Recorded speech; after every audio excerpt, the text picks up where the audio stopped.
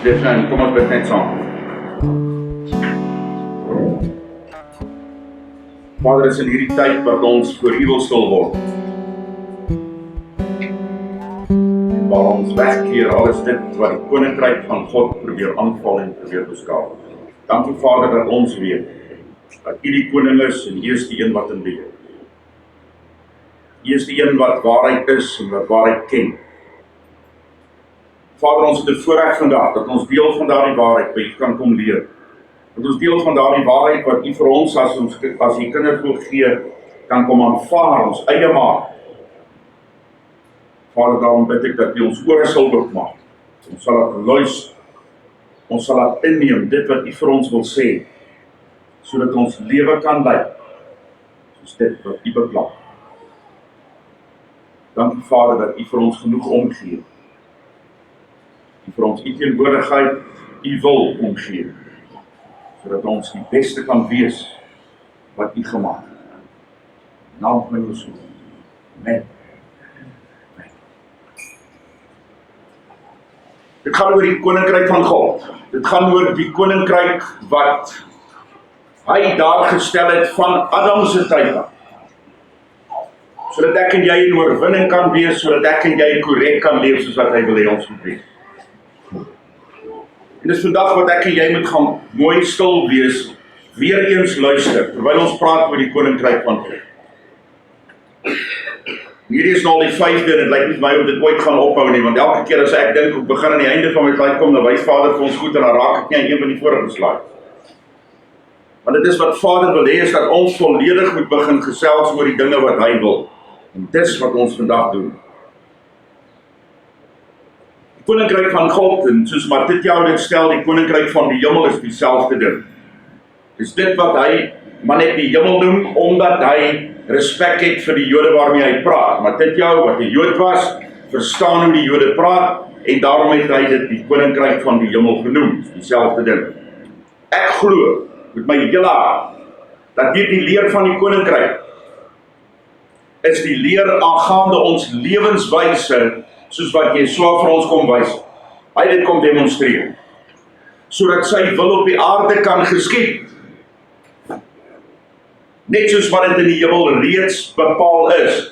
Vader het die kruisiging beplan van voor die tyd. Vader het die mense redding beplan van voor tyd. Vader het net so die lewenswyse wat ek en jy moet leef beplan van voor tyd af. Van voor tyd af is dit beplan. En dit is hoekom Yeshua gekom het, om vir ons te kom wys hoe ons leef. Reeds bepaal. En ons lewe in die Koninkryk is dit waaroor ons met ander woorde praat. Ons lewe in die Koninkryk soos wat Vader wil hê ons moet lewe. Matthäus 6 vers 10 sê, laat die Koninkryk kom. Tydens Yeshua se lering vir sy studente volgeling oor hom te bid. Sy vir hulle deel van die gebed is, ons bid dat sy Koninkryk kom, maar kyk mooi na die woorde. Laat U Koninkryk kom, laat U wil gedoen word. In alle leringe en dinge wat ons leer in die verlede, sien ons hierdie dinge opdeel in verskillende parte. Ons sien, laat die Koninkryk kom, einde van die punt. Volgende punt, laat U wil gedoen word. Ek wil vandag vir jou sê, dit is nie waar nie. Hierdie is net een punt, hierdie is dieselfde ding waaroor hy gesels. Hy sê, laat U Koninkryk kom, laat U wil gedoen word. Deurdat sy wil gedoen word hier op aarde, laat ons sy Koninkryk kom. Deur sy wil te doen, laat jy die Koninkryk van God geskied. Laat jy die Koninkryk van God waarheid word in jou lewe. En die Koninkryk van God is nie daar. Jy is nie deel van die Koninkryk van God, dis die tweede deel die waarheid is, nie laat U wil gedoen word. Net soos wat U dit besluit het, dit moet wees in die hemel, net so moet dit op die aarde gedoen word. Dis wat hy vir ons leer. Deur sy wil te doen, word die Koninkryk van God werklikheid hier op aarde. Lukas 11:3. Die karakter en autoriteit bly afgesonder. Hy is anders as enigiets anders. Hy is nooit dieselfde nie as die mens. Daar is niks wat met hom vergelyk kan word nie. Hy is afgesonder. Mense wat sê dat God verstaan as jy sonde doen, jy verstaan nie die woord afgesonder. Vader is afgesonder van sonde, hy verstaan nie sonde nie. Hy weet nie wat dit beteken. Die karakter en autoriteit bly afgesonder. Laat u koninkryk kom, laat u besluite uitgevoer word. Lukas stel dit nog duideliker. Hy stel dit nie net dat die wil gedoen word nie, hy sê jy moet sy bevele uitvoer.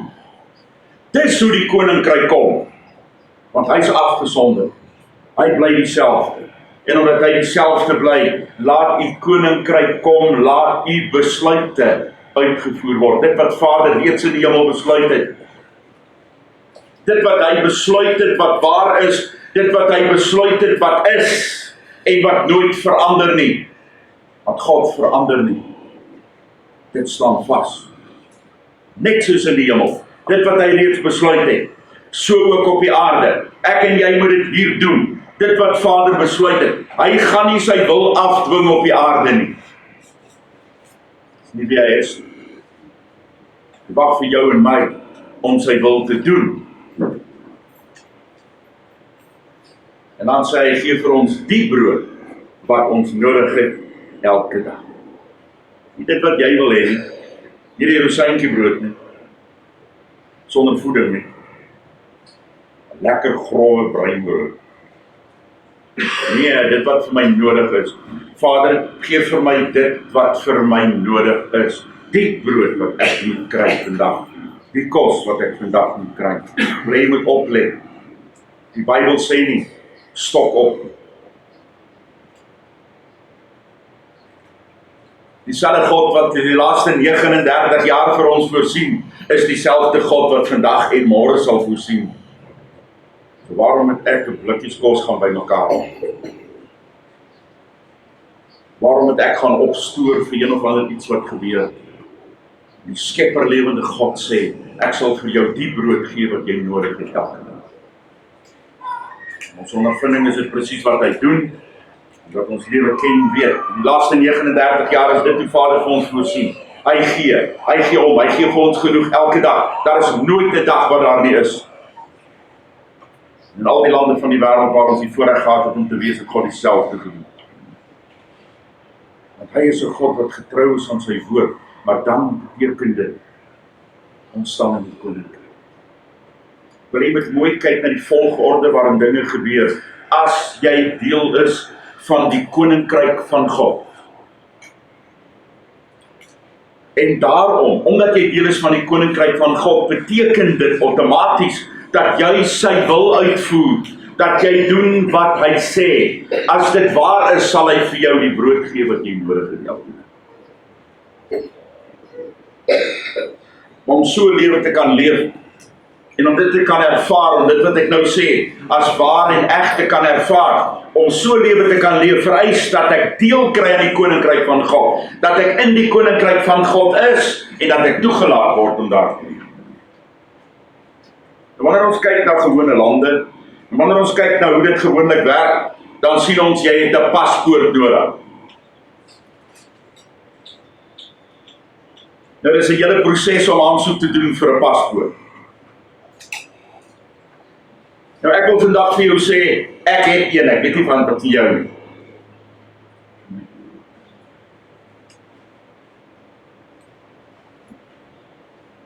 Jy so een. Hulle is net beskikbaar by die koning. Jy nog een, sorry. Koninkryk van Johan se paspoort bevat dit wat elke ander paspoort behoort bevat. Punt 1, wie jy is. Die paspoort sê wie jy is. Die paspoort sê hoe jy lyk. Daar's 'n foto van jou. En die paspoort sê aan watter koninkryk jy behoort. Wie jy is. Hoe jy lyk. watter koninkryk jy behoort. Hoe lyk jou paspoort? Eerste plek wys die paspoort ons wie jy is. 1 Korintiërs 7 vers 23 sê, julle is met 'n prys gekoop. Moenie slawe van mense wees. Moenie slawe van vrese en van siektes wees. Jy is met 'n prys gekoop. Hoe lyk ek? Ek is 'n vry man. Ek is met 'n prys gekoop. Ek is vry, maar ek wonder of mense regtig besef wat die prys is.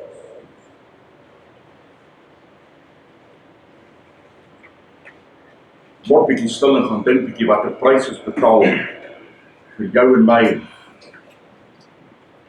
om te kan staan waar ons staan. Dit lyk soos wat ons lyk. 1 Korintiërs 12 vers 26. Nou as een ledemaat ly, sal almal die pyn deel en as een ledemaat hom verheug al die ledemate is saam.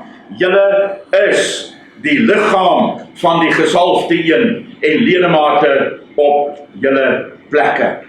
Wie is jy? Jy is nie 'n individu op jouself. Jy is deel as ledemaat van 'n liggaam. En as elke ledemaat nie sy deel doen nie, en as elke ledemaat nie dit doen wat hy moet doen nie, gaan die dinge nie werk nie. In die liggaam gaan dit nie werk nie. Deur die gawes gaan dit nie werk nie. In Vader se koninkryk het elke een 'n ledemaat en elkeen het 'n deel wat hy moet doen. So nie sou die gras nie gesny gewees het. So nie sou dit die voorsiening gewees het. So nie sou daar die baniere nie daar gehang het nie, die ligte nie geskyn het nie. Daar sal niks gedoen kan word as elke ledemaat nie sy deel doen nie. Wat is jou deel? Watter ledemaat is jy? Hoe lyk jy in die koninkryk en in die liggaam?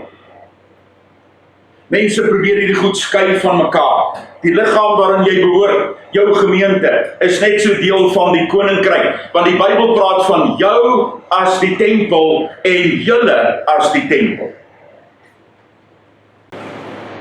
Dit is onlosmaakbaar van mekaar. Jy is ledemaat in 'n liggaam, en as jy deel is van 'n liggaam, is jy een deel wat jou plek moet vind en dit wat jy moet doen. En daar is dinge wat nie gedoen word nie, omdat mense nie hulle plek in die liggaam vind en doen. En dis nie net vir die volgende week nie. My ervaring oor die laaste jare wat ons besig is in die Koninkryk van God, is dat mense 'n boodskap hoor en sê, ja, ek moet deel wees van julle, ek is 'n lidmaat, ek moet deel wees, iewers. Daai volgende week, my maat, hoef ek niks te doen. Dan word alles gedoen, en dan is alles gereed, en dan word alles voorberei, en dan word nuwe goed gedoen. Weet daarna, dan vergeet ons weer wie ons is. Want ons kyk nie na ons paspoort nie. Ons onthou nie wie ons is nie. Ons onthou dit wanneer iemand dit vir ons sê, en dan vergeet ek, want dit word nie deel van myself. Wie ek en jy is, word in ons gesien. Galasiërs 3 vers 26 sê, julle is almal kinders van God, deur die vertroue in Yeshua, die gesalfde een. Daar is algemene lere wat sê almal is kinders van God, want hy het almal geskep. Dis dalk waar. Maar ek en jy is kind van God deur vertroue in Yeshua. Dis die enigste manier om na dit te kom. Niemand kom na die Vader, behalwe deur my nie, sê Yeshua. Sonder Yeshua is daar geen pad na God toe. Sonder Yeshua is daar geen antwoord in hierdie wêreld. En as die Bybel sê niemand nie, dan bedoel hy niemand. Geen Jood, geen Griek, geen Suid-Afrikaner, geen boer, geen niemand gaan die teenwoordigheid van God smaak sonder die bloed van Yeshua. Geen nie om of jy in 'n Christen of in 'n gelowige huis gebore is. Net omdat ek in 'n garage gebore is, maak my nie 'n kar. Gelukkig is dit. Net omdat ek in 'n hospitaal gebore is, maak my ook nie 'n dokter.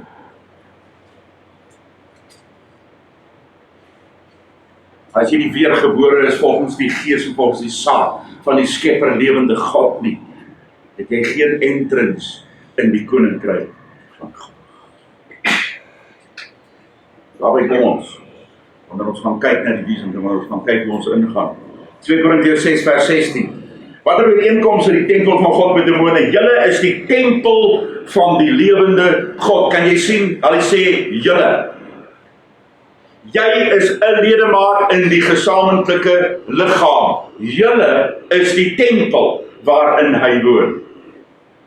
Elkeen met sy plek. Terwyl Vader in ons woon, sê ek sal in julle bly en ek sal in hulle leef en ek sal hulle God wees en hulle sal vir my 'n volk wees.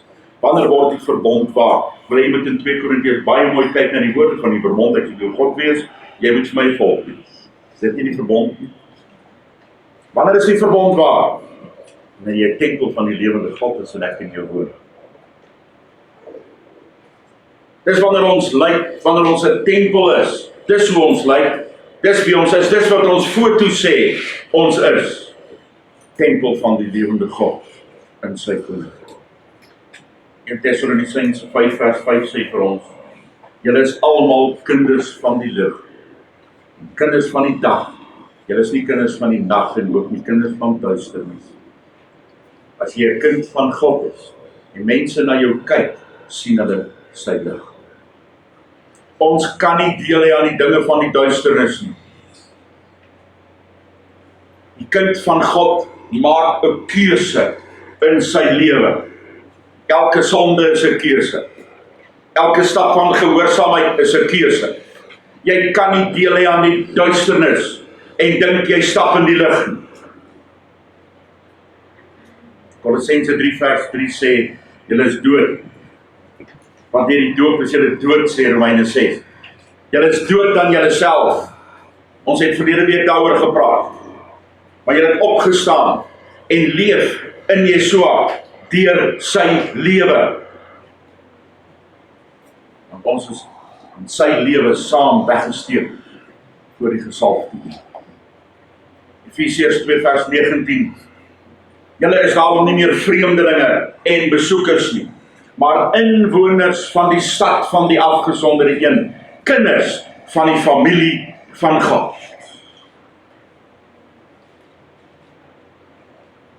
Met ons wat ons eie kinders ken en ons wat ons eie mense rondom ons sien en leef saam met hulle elke dag, kom dit nie agter. Maar Derek gaan na 'n plek toe en dan gaan doen hy gou goed en dan sê dit dan moet ek agterna die goed gaan haal. En as jy dan kom jy ingestap en hulle sê hoe ek kan sien hy's jou seun. Ja? Mense kan dit sien. Wie se seun is jy? Wie se kind is jy?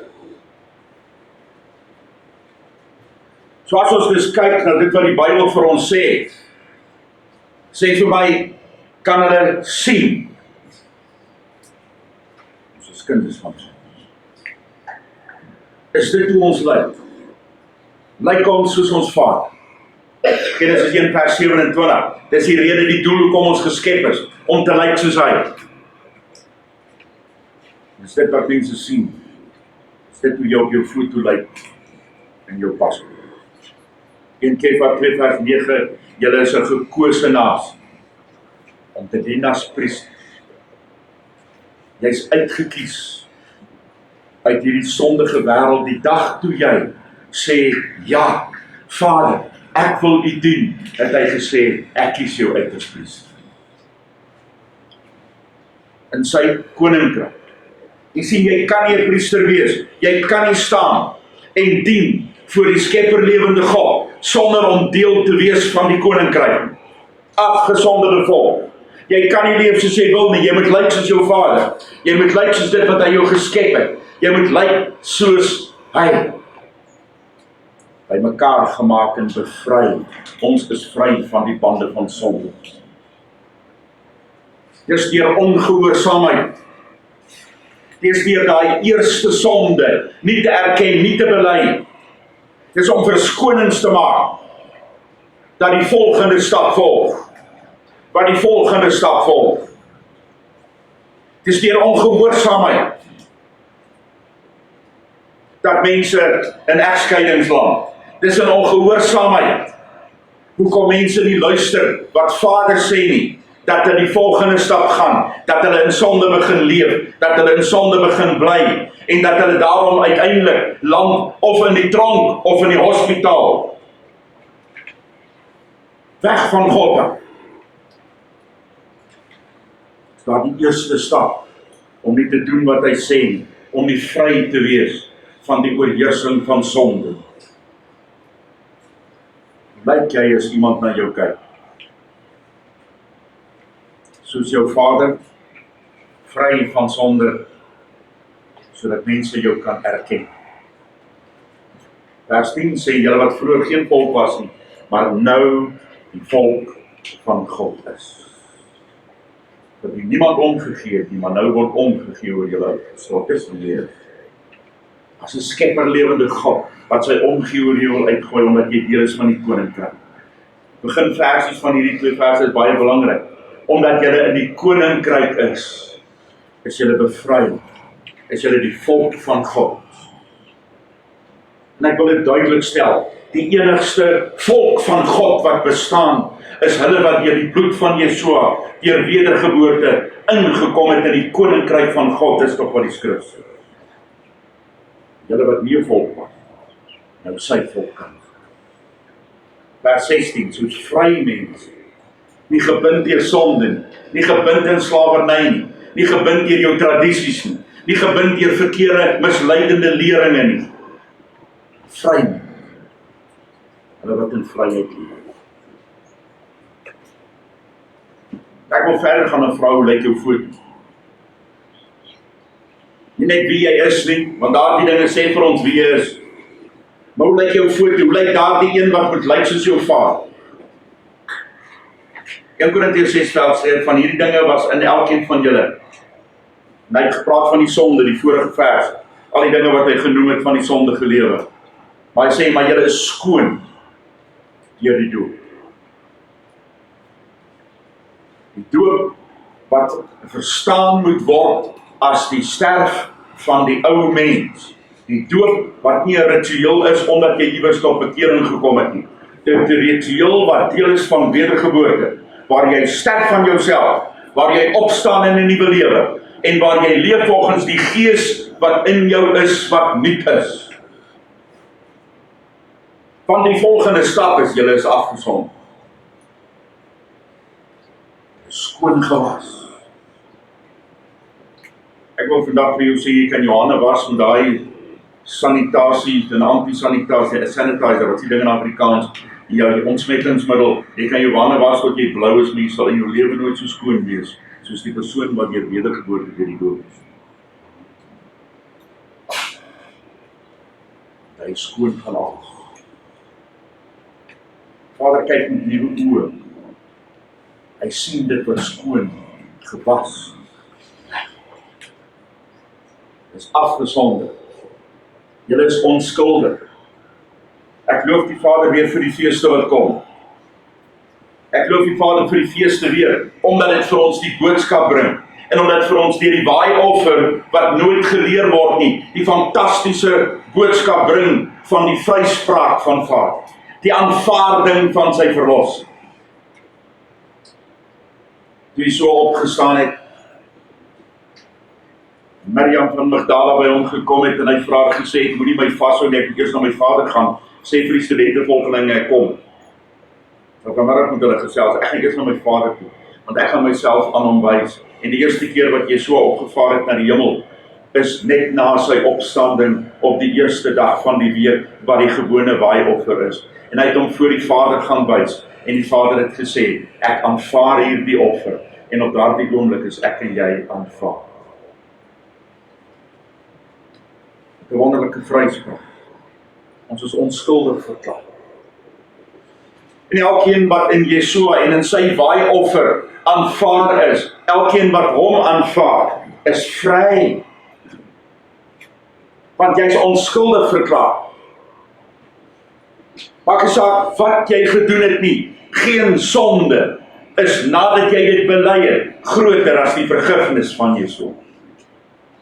Dit wat hy gewerk het aan die kruis en Vader sal jou vergewe. Hy sê so. Ek kan op daardie belofte staan, want hy is altyd getrou aan sy woord. Hoe lyk jy? Skoon. Mense weet wat ons standaard is, van kleredrag en al sulke dinge. Ek het 'n rede daarvoor. Weet daar is nog mense wat daardie oortuiging in hulle self moet kry, maar ek het 'n rede daarvoor. Dit wys wie jy is. Dit wys jou standaard. Dit wys of jy afgesonderd is, nie lyk soos die wêreld nie, is soos die wêreld. Maar dit wys ook jy is skoon. Die Bybel sê, die priester sekere klere moet aantrek, sodat niemand om sy naaktheid kan sien. Dan praat hy net van sy bobene. Julle is skoon, julle is afgesonderd. Julle is onskuldig verklaar in die karakter en autoriteit van ons meester. Is dit hoe ons lyk? Is dit ons foto? As ons foto vandag daar gaan uitsit, is dit skoon? Is dit met ander woorde geestelik, rein en skoon gewas? Skoon in ons gedagtes, skoon in ons optrede, skoon in hoe ons lyk, sodat mense kan sien ek is onskuldig verklaar. Daar's geen skuld. Tussen my en my Vader is daar niks wat my keer. Wat dit jou 5:3 sê, my uitermate gelukkig is die wat arm van gees is, want in hulle behoort die Koninkryk van God. Is ons vol van onsself? Is ons, my gees is goed en ek is alright en ek kan alles handle, en moenie worry nie, ek sal dit doen.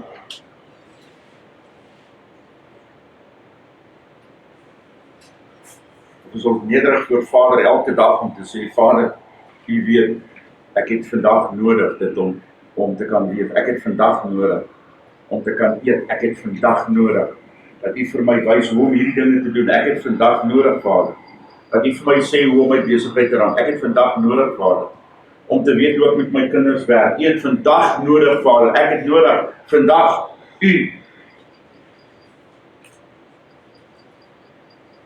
So'n wat arm is aan sy eie gees, aan sy eie wete, aan sy eie kennis, oorgee aan die gees van God om te beheer en te regeer in elke oomblik, elke dag en alles wat jy doen. Jy kan weet, maak saak of ek hierdie goed geleer het, net Vader wat jy doen. Vader, hoe moet ek optree? Vader, wat moet ek doen? As ek nou gaan, sê net vir my Vader, as ek nou winkel toe gaan, hoe moet ek optree? Ons wat ons ervaar het, mense mekaar in die pad uitstamp en gryp na daai laaste 2 bottels wat op die rak staan. Dat moet nie glo.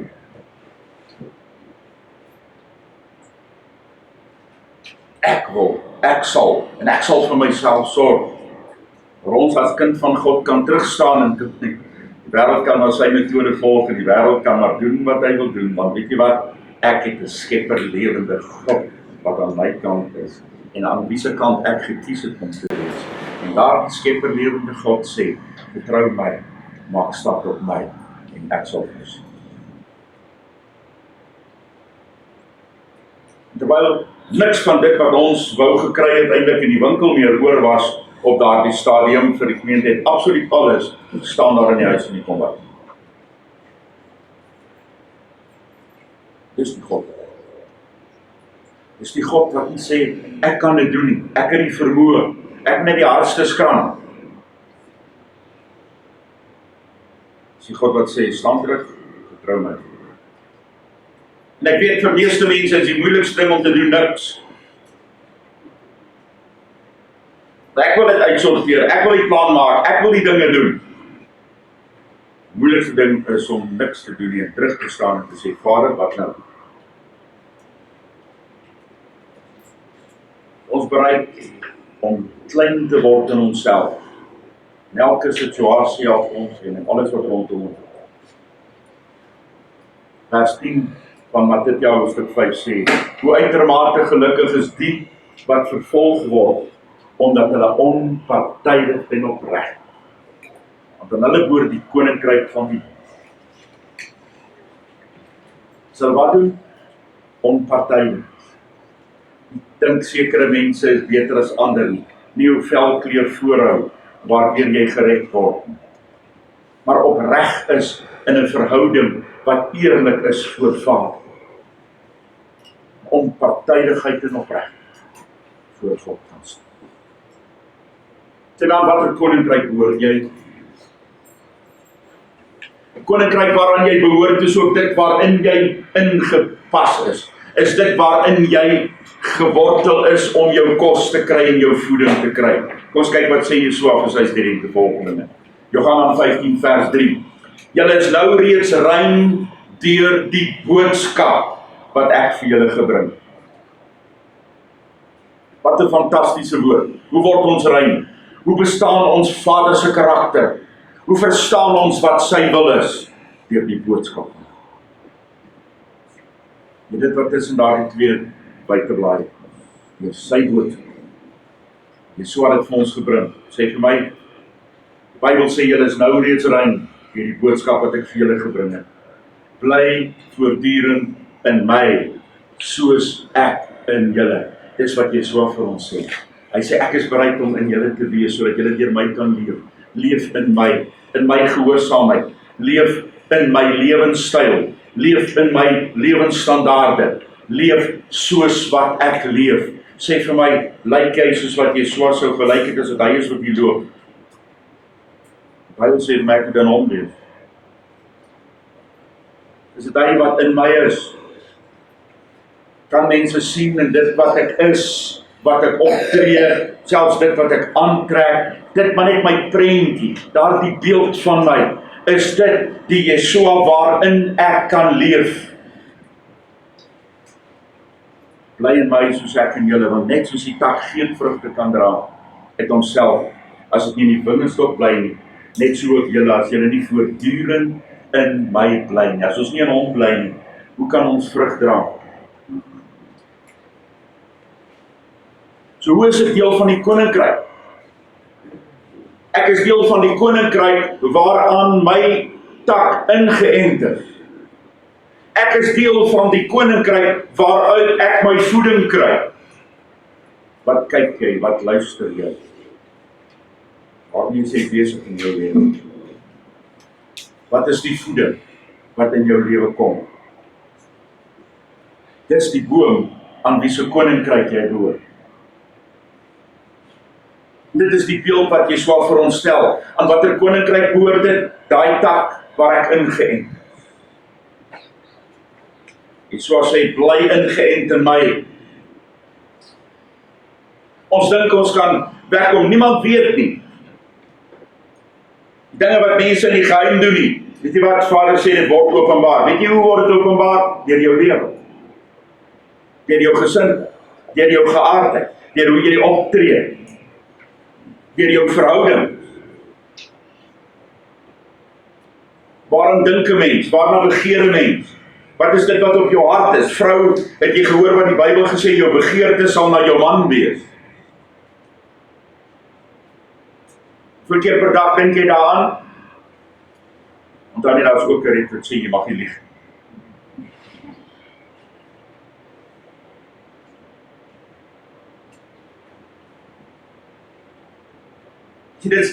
Dis vir my waar die kruks lê. Dit wat in jou lewe wys, is dit wat jou begeertes is. Bly voortdurend in my en julle sal Jesua se lewenswyse, sy standaard en sy begeertes leef. Ek is onveranderlik dieselfde. Jesua verander nooit. Hoekom? Want die beeld wat hy dra van die Vader verander nooit. Altyd dieselfde, die wingerdstok. Julle is die takke, wie voortdurend in my bly en ek in hom. Hy dra baie vrugte, want sonder my kan julle niks doen nie. Wanneer gaan ons verstaan dat hy die standaard van ons lewe moet wees? Dis al wat ek nodig het. Dis al hoe ek hoef te doen. Dit jou 5 vers 19 en 20. Enige een wat daarom aan een van die minste van hierdie opdragte ongehoorsaam is en ander so leer. Nou moet jy mooi verstaan. Jesua is besig om nadat hy dit wat genoem word die saligsprekinge, nadat hy vir mense gesê het hoe om te leef, watter gesindheid om te hê, dit wat ons nou net gesê het, wie behoort aan die koninkryk en waarom dit gaan sê hy, enige een wat nie sy opdragte van lewenswyse. Dis toch waarvan hy praat op die oomblik. Naamlik wat ek doen en wat ek nie doen nie. Dit wat hy nou net vir ons gesê het, hy sy boodskap vir ons gegee. Dit wat in sy woord staan, dit wat in sy boodskap is. Wat leef ek? Wat is my standaard? Wat doen ek? Enigeen wat een van die minste van hierdie opdragte ongehoorsaam is die deel van die Koninkryk van God. Vandag wil ek hê, moet jy baie mooi hoor. Jou paspoort is afhanklik van hoe jy lyk. En as daai foto wat daarop is, nie die foto is van die een wat in die Koninkryk van God is nie, gaan jy nie by daai deur. Lyk. Elkeen wat in die minste van hierdie opdragte ongehoorsaam is, en nog anders so leer op. Ek wil hê ons moet baie versigtig wees, want dit wat jy vir mense leer, is dit waaroor jy meer geoordeel gaan word as ander. En anders so leer sal die minste genoem word in die Koninkryk van die Hemel. En nou het ons so baie mense al gehoor wat gesê, ag dit maak nie vir my saak nie, al word ek ook die minste van die Koninkryk genoem, ten minste is ek nog in die Koninkryk. Punt nommer 1, lees asseblief die stuk klaar tot na vers 20. Punt nommer 2 is, as mense nie vasgevang is in die leer van Grieks nie, en verstaan het dat die nuwe verbond geskryf is in Aramees, sou hulle geweet het hierdie is Arameese idioom. En die Arameese idioom wat hier gebruik word, wat kan vertaal word met die minste wees, beteken daar's nie 'n plek nie. Dit beteken ja, en jy's nie daar nie. En dit wat ek nou sê, met ons kan bewys, uit die skrif uit, kom ons lees die volgende vers, en as jy sien, dis waar staan. Luister baie mooi. Hy wat die wet van God nie nakom nie, en ander so leer, vir hom is daar nie 'n plek in die Koninkryk. Die idioom wat gebruik word, hy sal die minste genoem word, in die Koninkryk van die Hemel. Kom ons lees verder. Maar elkeen wat dit doen en leer, hy sal groot genoem word, met ander woorde, hy het plek in die Koninkryk van die Hemel. Want ek sê vir julle, dat as julle onpartydig en opregtheid nie baie meer is as die van die leraars van die wet en die fariseërs nie, luister mooi wat die idioom beteken, julle sekerlik nie in die Koninkryk van die Hemel toegelaat sal word nie, of sal ingaan. Dis die betekenis van dit wat daarbo staan. As ons net die gedeelte saam lees, dan kan ons die verklaring van die idioom altyd kry in die Bybel. Het staan altyd in die versies net rondom. Hy wat dit waag om teen die opdragte van God te gaan en nog anders so te leer vir hom, hy sal sekerlik nie in die Koninkryk van die Hemel ingaan. En ek wil hê ons moet dit mooi verstaan. As jou paspoortfoto nie lyk soos die een wat dit moet wees nie lyk soos jou vader nie lyk soos wat die Koninkryk standaarde is nie, as jou foto nie lyk soos die vereistes van die Koninkryk, sal jy sekerlik nie in die Koninkryk van die Hemel.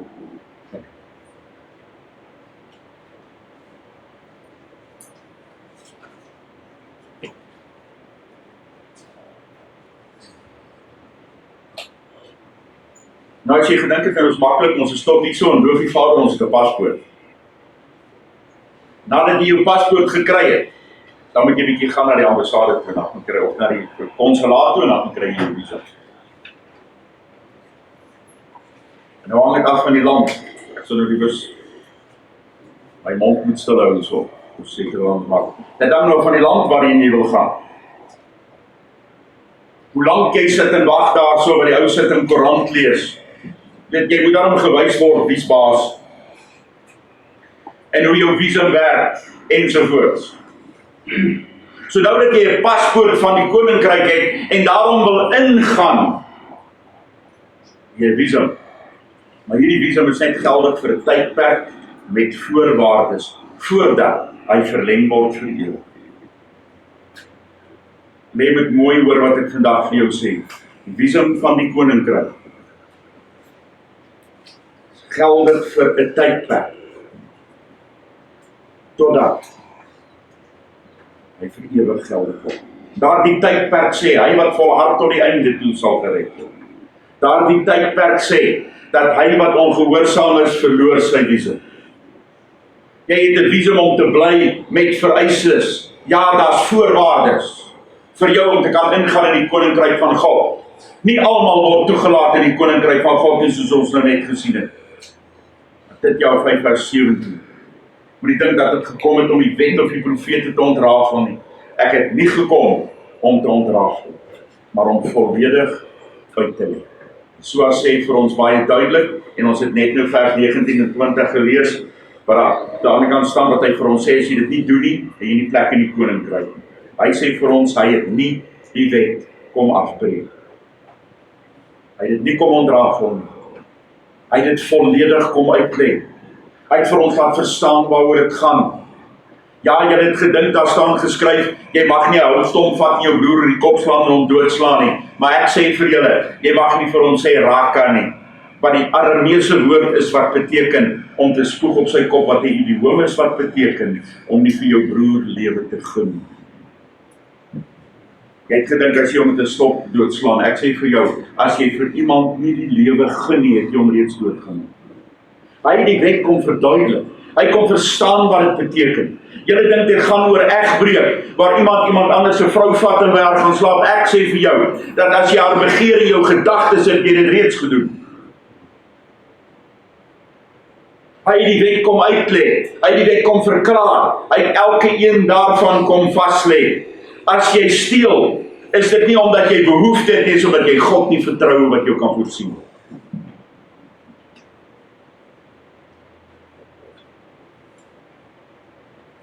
As jy begeer,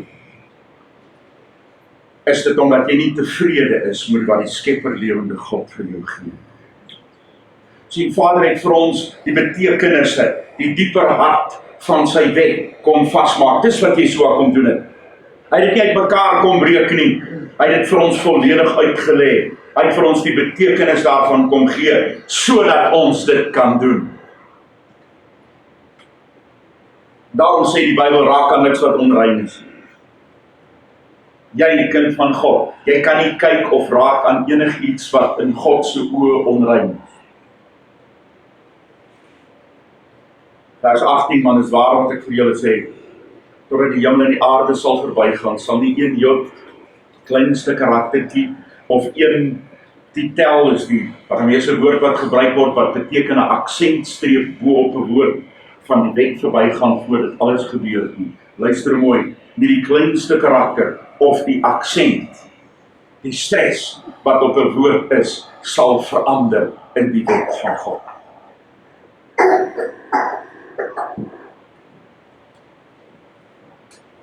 Hy wat dit nie erken nie en ander so leer. Jy wat die woord van God verkondig, wees versigtig wat jy doen. As jy die wet van God nie erken nie, word jy nie erken. Is daar nie 'n plek in die Koninkryk van God nie, sê die woord. Ek en jy is nie in sy Koninkryk, ons het nou net ingekom. OK? Ons nou net ingekom in die Koninkryk, ons het die paspoort, ons het die visum. Ons is nie in sy Koninkryk. Yeshua is nou die koning. Wie is die een wat ons eer? Wie is die een wat ons respekteer as koning? Nie as God nie, as koning. Dis nie die een wat ons aanbid nie, dis die een wat heers oor ons. As 'n reuse verskil. Vader maak steeds die reëls. Hy is die een wat die reëls gee.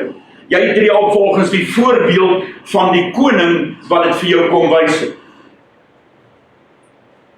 En daarom wys jy aan watter koninkryk jy behoort, want jy leef volgens die standaard van die koning van die koning. En dis volgens daardie standaard wat ek en jy kan leef. Dis volgens daardie standaard wat ons wys wie ons is. Sy koninkryk is afgesonder. Dis nie half-half. Jy kan nie half besluit wat jy doen. Jy is 100% gehoorsaam aan dit wat hy vir jou gee en die standaard wat hy vir jou stel. Sonde besoedel jou. En as jy sonde in jou het, besoedel jy mos die koninkryk. En dit is hoekom sonde uitgewerk word uit die koninkryk. Want daar is nie besoedeling in God se koninkryk. Hy sorg dat dit rein bly. Hy sorg dat dit skoon bly. En daarom as daar sonde in jou is, kan jy nie in die koninkryk kom nie en word jy uitgegooi. Soos by die huweliksgesprek, of die huweliksprentjie wat vir ons gewys word in die skrif. Toe 'n man nie die kleed aangehad het van afgesonderdheid en reinheid nie, is hy uitgegooi in die buitenste ruim. Voor jou reiniging, maak nie saak wat jy doen nie, want jy's in 'n onrein koninkryk. Maak saak hoe jy leef nie, maak nie saak wat jy doen nie, maak nie saak wat jy gaan nie, maak nie saak na wat jy luister nie, maak saak wat jy sien nie, want jy's deel van 'n onrein koninkryk. Nadat jy Yeshua in die sogenaamde die Christendom op sy gelos het, die godsdiens van die verlede, Yeshua die koning van jou lewe geword het, is daar ander standaard. Nou kan ons nie meer in onreinheid wees nie, want dan maak ons die koninkryk onrein. Nou moet ek en jy sorg dat ons as lede van hierdie liggaam rein, afgesonderd leef.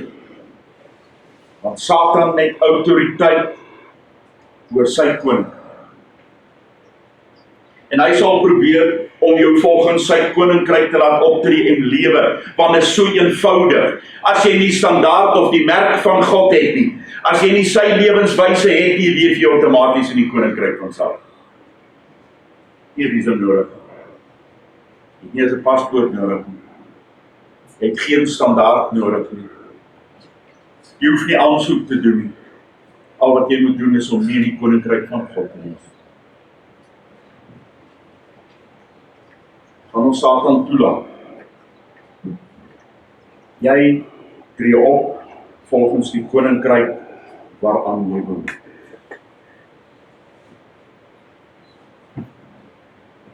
Watter koninkryk wys jou prent?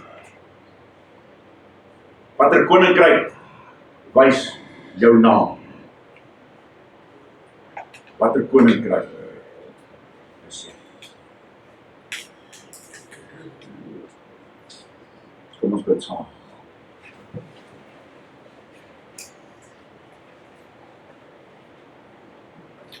Vader, ons kom maar net in afhanklikheid voor U en besef terwyl ons hier staan van watter ontsettende onverdiende guns Skepper lewende God beplan het om verlossing te gee vir ons as sondige mense.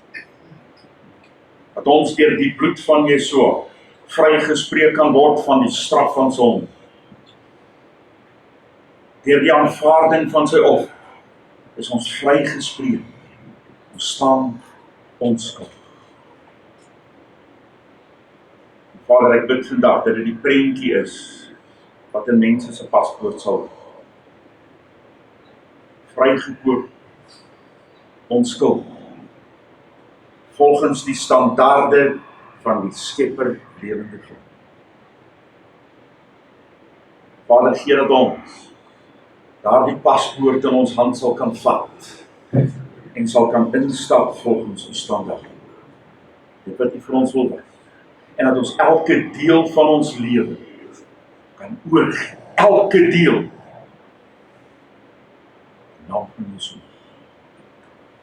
Amen.